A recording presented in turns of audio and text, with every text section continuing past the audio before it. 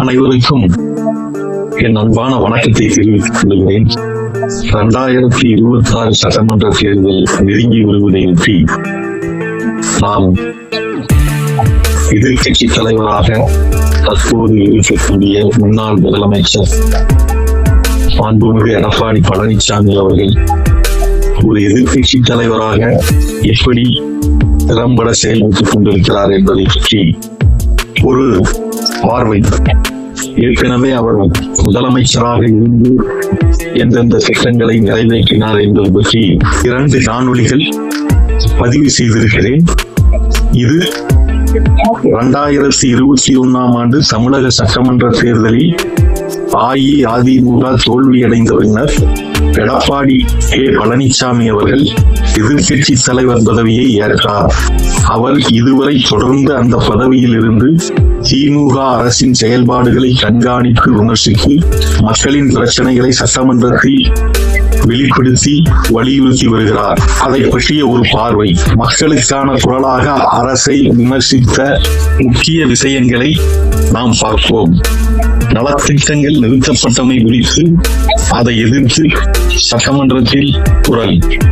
EPS அவர்கள் அஇஅதிமுக ஆட்சியில் தொடங்கப்பட்ட பல நலத்திட்டங்களை தற்போதைய திமுக அரசு நிறுத்திவிட்டதாக சட்டமன்றத்தில் கூறி கடுமையாக விமர்சித்துள்ளார். உதாரணத்திற்கு அம்மா கிளினிக் திட்டம், இலவச லேப்டாப் திட்டம் மாணவர்களுக்கு, அம்மா உணவகங்கள் குறைந்த எண்ணிக்கையில் இயக்கப்படுவது, இவை அனைத்தும் மீண்டும் தொடங்கப்பட வேண்டும் என வலியுறுத்தினார். விவசாயிகள் மற்றும் தொழிலாளர்களுக்கான அவர் கொடுத்த ஆதரவு, புயல், வெள்ளம், வறட்சி காரணமாக பாதிக்கப்பட்ட விவசாயிகளுக்கான இழப்பீடுகளை உடனே வழங்க வேண்டும் என கோரிக்கை விடுத்தார்.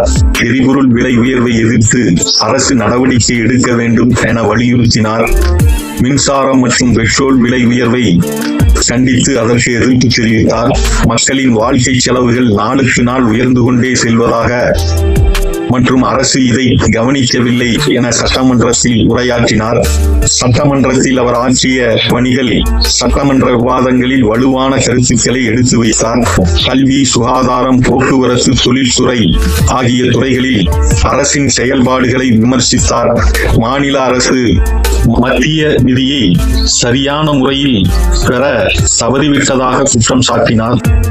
மக்களின் பிரச்சனைகளை சட்டமன்றத்திலும் வெளியேயும் முன்வைத்தார். குறிப்பாக காரைக்குடி, கரூர், திருப்பூர், ஈரோடு பகுதிகளில் ஏற்பட்ட தொழிற்சாலை பிரச்சனைகள், வெள்ள பாதிப்புகள் போன்ற சம்பவங்களை சட்டமன்றத்தில் எடுத்து கூறினார். அஇஅதிமுக கட்சியின் மறுசீரமைப்புக்கான நடவடிக்கைகளை எடுத்தார். அஇஅதிமுக கட்சியை ஒருங்கிணைத்தார். 2022 கட்சியின் உட்கட்சி பிரச்சனைகளுக்கு பிறகு பொதுச் செயலாளராக பதவியை ஏற்ற மாண்புமிகு எடப்பாடி பழனிசாமி அவர்கள் அனைத்திந்திய அண்ணா திராவிட முன்னேற்ற கழகத்தை வலுப்படுத்துவதற்கான நடவடிக்கைகள் எடுத்தார். 2023-24 காலகட்டத்தில் மாவட்ட அளவிலான அமைப்புகளை புதுப்பித்து இளைஞர் பிரிவுகளை உருவாக்கினார். கூட்டணி தொடர்பான நிலைப்பாடுகளை எடுத்தார். 2024 பாராளுமன்ற தேர்தலில் பிஜேபியுடன் கூட்டணி இல்லை என உறுதி செய்தார். 2026 மாநில சட்டமன்ற தேர்தலுக்காக மக்கள் நலன் முதன்மை என்ற கோஷத்துடன் தனி ஆட்சி என்று முழங்கி செயல்பட்டு வருகிறார். 2026 தமிழக சட்டமன்ற தேர்தலுக்கான பிரச்சாரத்தை முன்கூட்டியே ஆரம்பித்துவிட்ட அவர், நாம் மீண்டும் வளர்ச்சியை கொண்டு வருவோம் என்ற தலைப்பில் பிரச்சாரத்தை தொடங்கி நடத்தி வருகிறார். கல்வி, சுகாதாரம், விவசாயம், தொழில் வளர்ச்சி ஆகிய துறைகளில் புதிய வாக்குறுதிகளை வழங்கி வருகிறார். சமூக பிரச்சனைகளில் அவர் எடுத்த நிலைப்பாடுகள், குறிப்பாக பள்ளி மாணவர்களுக்கு இலவச பஸ் பயணத்தை ஆண் மாணவர்களுக்கும் சேர்த்து வழங்க வேண்டும் என கோரிக்கை விடுத்தார். அரசு பணியாளர்களுக்கான ஓய்வூதிய திட்டம் பழைய முறைப்படி மீண்டும் அமல்படுத்த வேண்டும் என வலியுறுத்தினார். கோவில்கள், இந்து அறநிலையத்துறை செயல்பாடுகளில் வெளிப்படைத்தன்மை வேண்டும் என்று வலியுறுத்தி வருகிறார்.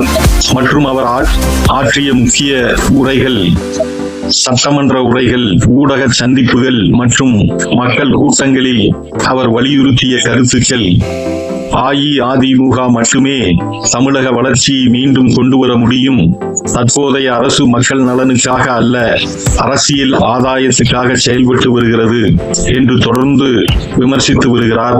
2025 நிலவரப்படி மாண்புமிகு எடப்பாடி பழனிசாமி அவர்கள் தற்போது அஇஅதிமுகவின் முழு கட்டுப்பாட்டையும் பெற்ற தலைவராக விளங்குகிறார். மேலும் சட்டமன்ற எதிர்க்கட்சி தலைவராக சிறப்பாக செயல்பட்டு வருகிறார். அவருடைய செயல்பாடுகள் குறிப்பிடத்தக்க வகையில் மக்களால் கவனிக்கப்பட்டு வருகின்றன. பல்வேறு திட்டங்கள், ஊழல்கள், குற்றச்சாட்டுகள் தொடர்பாக அரசு மீது தொடர்ச்சியாக ஆவண ஆதாரங்களுடன் கேள்வி எழுப்பி வருகிறார். 2026 தேர்தலுக்கான வேட்பாளர் தேர்வு, பிரச்சார திட்டம், கூட்டணி முடிவுகள் ஆகியவற்றை தனியாக வழிநடத்தி வருகிறார்.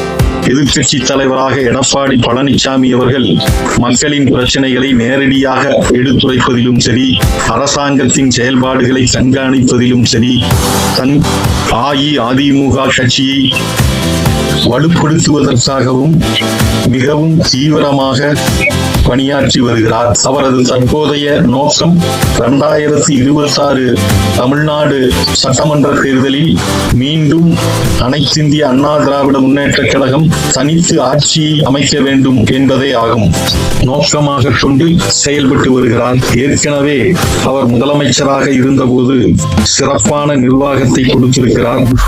பல நலத்திட்டங்களை சிறப்பாக செயல்படுத்தி இருக்கிறார் என்பது குறிப்பிடத்தக்க ஒன்று. அனைத்து சகோதர சகோதரிகளுக்கும் ஒரு அன்பான வேண்டுகோள், நாங்கள் அனைவரும் இந்த சேனலுக்கு சப்ஸ்கிரைப் செய்தீர்களானால் மேலும் மேலும் இது போன்ற காணொளிகள், இன்னும் சிறந்த காணொளிகளை உருவாக்கி உங்களுக்கு தர என்னை மிகவும் உற்சாகப்படுத்துவதாக இருக்கும். அதனால் அனைவரும் சப்ஸ்கிரைப் செய்யும்படி அன்புடன் கேட்டுக்கொள்கிறேன். அனைவருக்கும் இந்த காணொளியை பார்த்தமைக்காக மிக்க நன்றியை தெரிவித்துக் கொள்கிறேன். வணக்கம். அடுத்த காணொளியில் சந்திப்போம்.